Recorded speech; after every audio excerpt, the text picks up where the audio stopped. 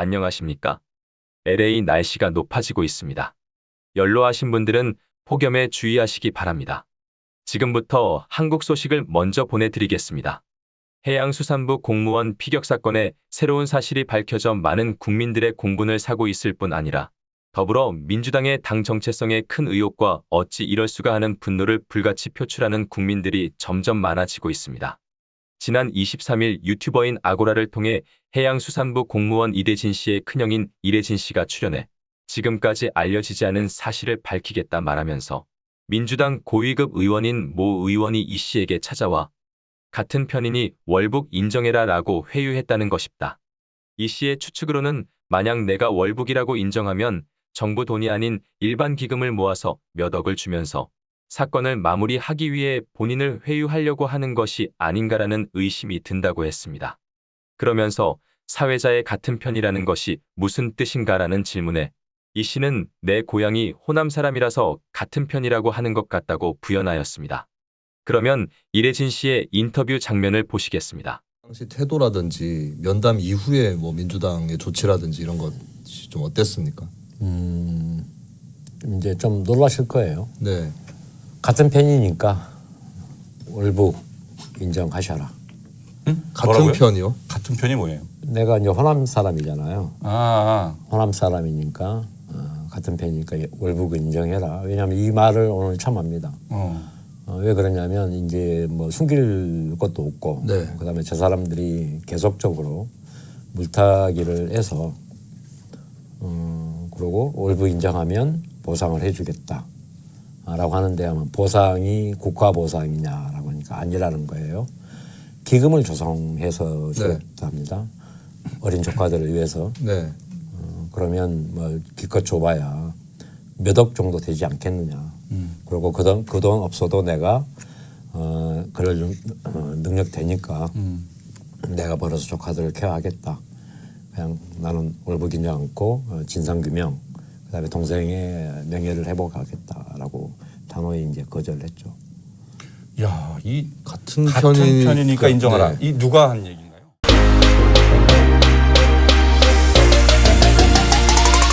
다음 뉴스입니다. 미 질병통제예방센터 CDC가 원숭이 두창에 미국 지역 사회 내 전파를 확인했다고 밝혔습니다. 23일 로이터 통신 등에 따르면 아감 라오 박사는 지역 전파 사례는 주로 남성과 성적 접촉을 한 남성에게서 나오고 있지만 여성 또한 감염된다고 말했습니다. CDC는 세계적으로 침구나 수건을 함께 쓰는 가족 구성원과 같은 친밀한 관계에서 감염이 발생한다는 사실이 보고됐다며 감염이 번지는 것은 단순히 신체적 밀접 접촉 때문만은 아니다고 했습니다.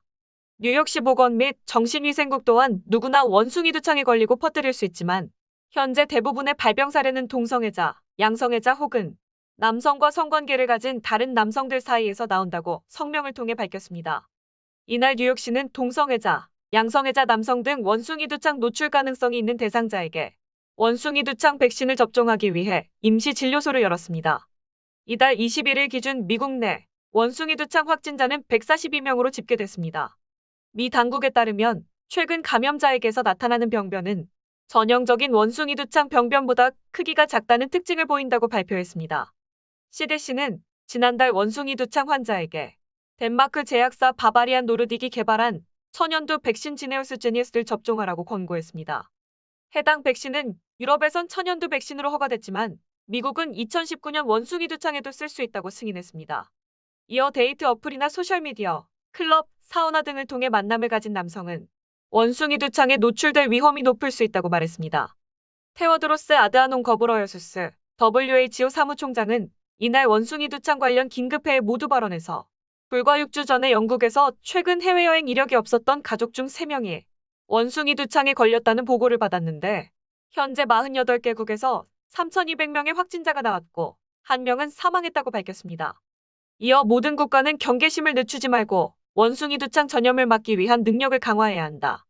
많은 국가가 지역사회에서 발생한 환자 등을 확인할 기회를 놓쳤을 가능성이 있다며 WHO와 정보를 공유할 것을 촉구했습니다. 다음 뉴스입니다.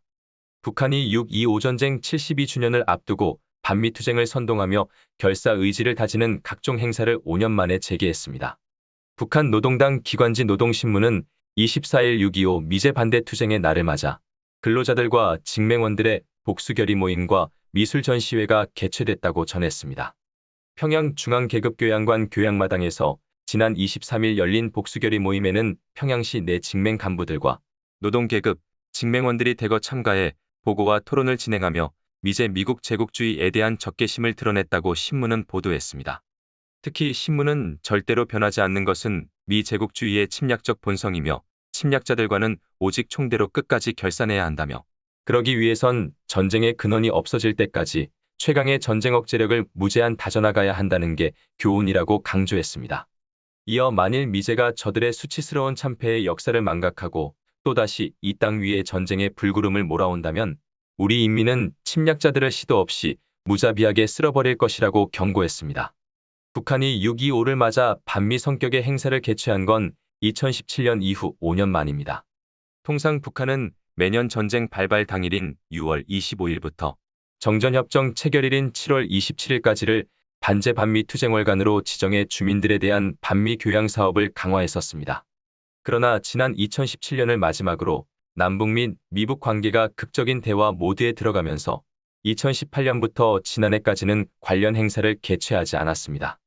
반면 올해 윤석열 정부가 출범하고 한미일 공조를 통한 대북 압박 강화 분위기가 조성되자 북한도 강대강 정면 승부 기조 아래 전술핵무기 실전 배치를 추진하는 등 강경한 분위기가 형성됐습니다. 이에 북한은 6.25 반미 행사들도 재개할 것으로 풀이되고 있습니다. 한편 북한 전문가들은 북한이 해외 교포들을 통해 반미 정책에 힘을 쏟을 것으로 예상하고 있습니다. 한국 내의 반미 정책은 현 윤석열 정권이 북한을 완전한 주적이라고 선언한 이상 현재 한국 내의 주사파 등의 활동을 제약할 것으로 보기 때문입니다.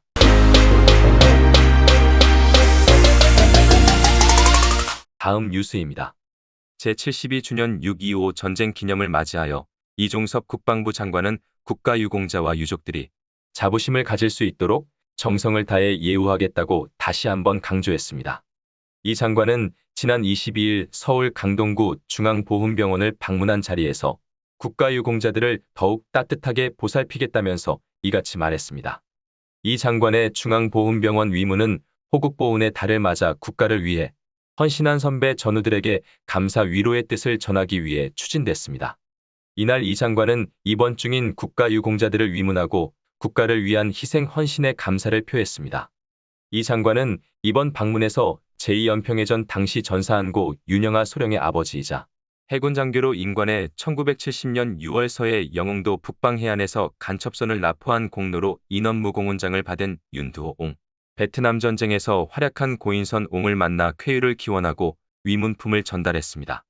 이 장관은 윤옹에게 대를 이은 헌신의 존경과 감사를 드린다며 선배님과 고 윤소령같이 국가에 헌신한 분들 덕분에 지금의 대한민국이 있다고 말했습니다.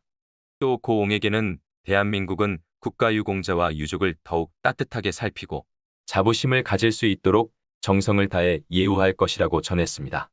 이 장관은 유근영 중앙보훈병원장을 비롯한 보훈병원 의료진과 직원들의 노고도 치하했습니다. 이 장관은 보훈은 국가를 위한 희생과 헌신에 대한 보답이라며 보훈 대상자분께서 자긍심을 가질 수 있도록 내 가족같이 세심하게 진료해 줄 것을 당부했습니다.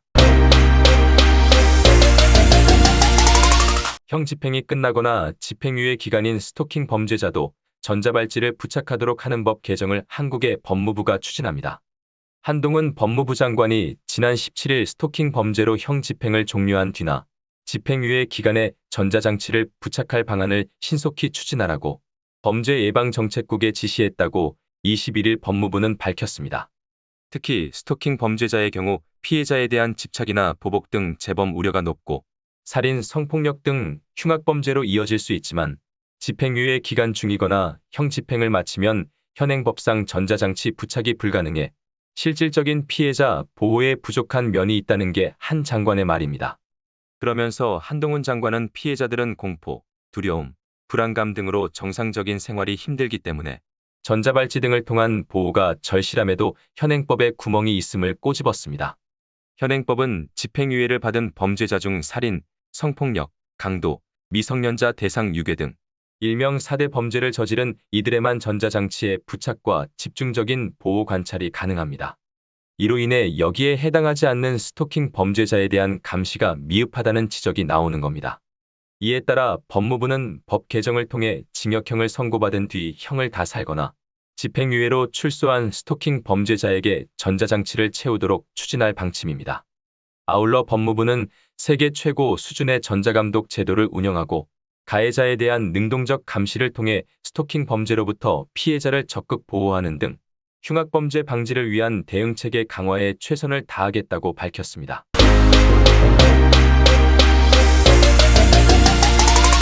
다음 소식입니다.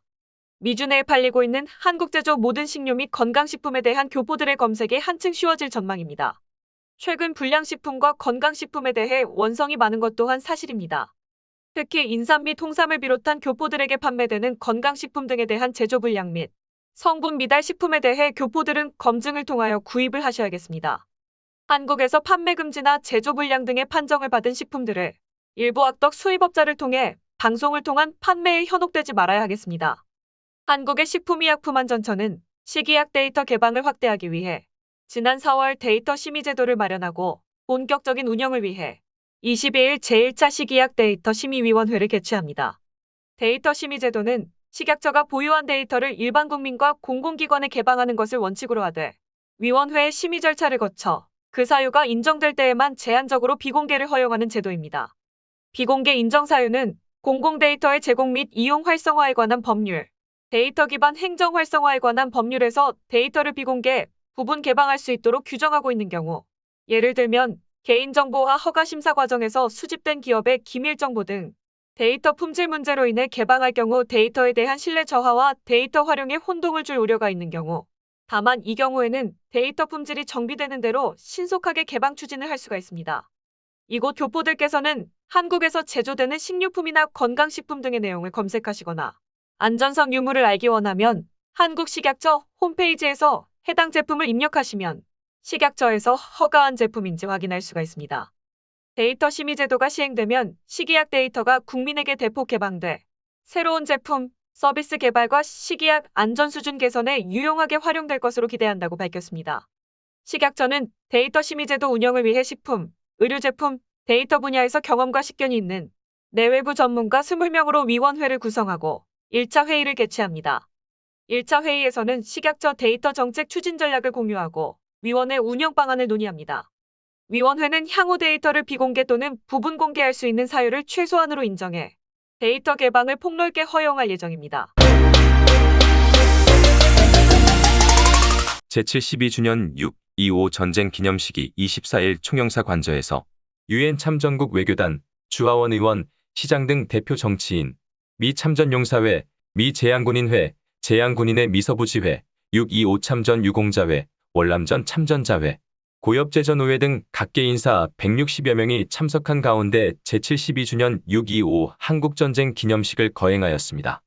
이번 기념식에는 필리핀, 태국, 뉴질랜드, 벨기에, 멕시코 등 유엔 참전국 외교단이 참석하였으며 특별히 참석자 중에는 미 제44단 출신의 한국전 참전용사인 로만 모랄레스 씨, 그리고 기적의 태극기로 화제가 된 제임즈 란츠 씨가 참석하여 기념사를 통해 행사 참석자들에게 감명을 주기도 했습니다.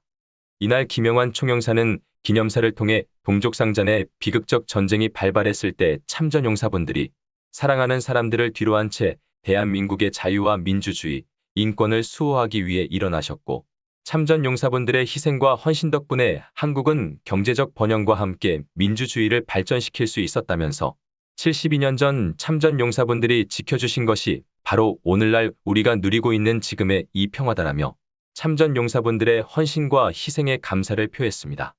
또한 한국전쟁이 잊혀진 전쟁이라 불리고 있지만 전쟁의 비극을 극복한 결연한 의지와 폐허 속에서 이룩한 경제적 번영, 참전용사분들의 희생에 기반한 위대한 한미동맹이 지금도 이어져 오고 있다며 우리 대한민국 국민은 참전용사분들의 희생이 헛되지 않았음을 매일 증명하고 있다면서 그렇기에 우리는 한국전쟁을 결코 잊혀진 전쟁이라 말할 수 없다라고 말했습니다. 이어서 진행된 기념식에서는 미 참전용사 제임즈 란츠 씨와 이재학 6.25 참전유공자회 회장에게 감사메달을 전수됐고 로버트 A. 휴바드 씨의 평화의 사도 메달을 전수하였습니다. 한편 참석한 모든 참전자들은 벨기에, 뉴질랜드, 멕시코 총영사를 비롯한 한국전쟁 당시 함께 싸운 우방국가로서 오늘날의 대한민국의 번영은 유엔 참전국들의 희생이 헛되지 않았음을 보여주는 것이라며 한반도와 세계 평화를 기원했습니다. 그 밖에 스티븐 최주하원 의원, 프레드 정 플러튼 시장, 써니 박 부에나팍 시장, 타미 김 얼바인 부시장 등 대표 정치인들도 한반도의 평화를 기원하면서 참전 용사들의 희생과 헌신에 감사를 표했습니다.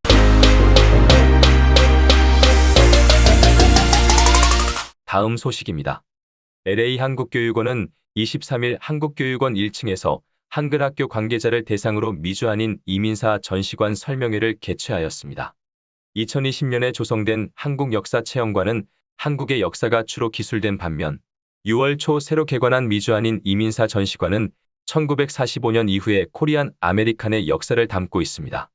한국의 독립, 6.25 이민법 개정, 4.29 등 한국과 미국의 역사적 사건 속에서 양적 질적으로 성장해온 미주한인 사회의 역사가 일목요연하게 소개되어 있습니다. 또한 한국 음식과 한옥, 태권도, 한복, K-팝 등 한국의 문화에 대해서도 함께 다루고 있어 앞으로 교육원은 한글학교와 정규학교를 대상으로 전시관을 활용한 필드 트립을 적극적으로 지원해 나갈 계획입니다. 신주식 교육원장은 한국계 청소년들이 자신의 뿌리에 대해 이해하고 자긍심을 갖도록 하는 것이 뿌리 교육의 핵심으로 한인 이민사에 대한 교육이 매우 중요하다고 생각한다고 말하고 비한국계 학생들도 미국 사회에 기여해 온 한인들의 역사를 통해 한국과 코리안 아메리칸에 대한 이해를 높일 수 있을 것이라고 기대한다고 밝혔습니다. 이상 KMC 뉴스를 마칩니다. 여러분들의 구독과 좋아요를 눌러주심으로 저희들의 뉴스 제작에 큰 힘이 되어주십니다. 많은 협조를 바라겠습니다. 감사합니다. 안녕히 계십시오.